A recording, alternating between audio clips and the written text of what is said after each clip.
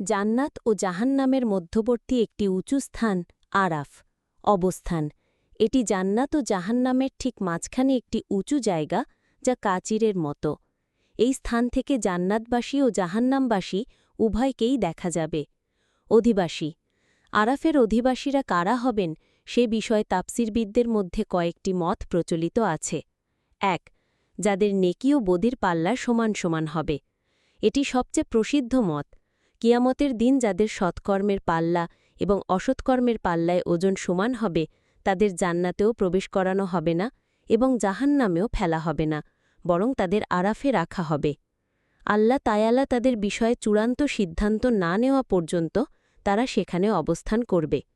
অবশেষে আল্লাহ তাদের প্রতি দয়া করে জান্নাতে প্রবেশ করাবেন। ২. যারা আল্লাহর পথে শহীদ হয়েছেন কিন্তু বাবা মায়ের অনুমতি নেননি।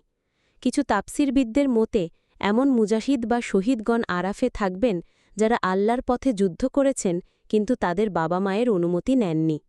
৩. নবীরা এবং আল্লাহর কিছু সৎ বান্দা আরাফে থাকবেন এবং তারা জান্নাতি ও জাহান্নামীদের চিনতে পারবেন এবং তাদের অবস্থা পর্যবেক্ষণ করবেন।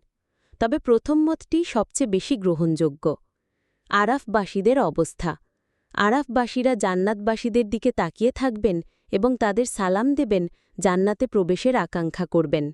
আবার জাহান্নামীদের দিকে তাকিয়ে আল্লাহর কাছে আশ্রয় চাইবেন যেন তাদের জাহান্নামে নিক্ষেপ করা না হয়।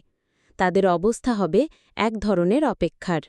আল্লাহ তায়ালা তাদের প্রতি সদয় না হওয়া পর্যন্ত তারা সেখানে থাকবেন।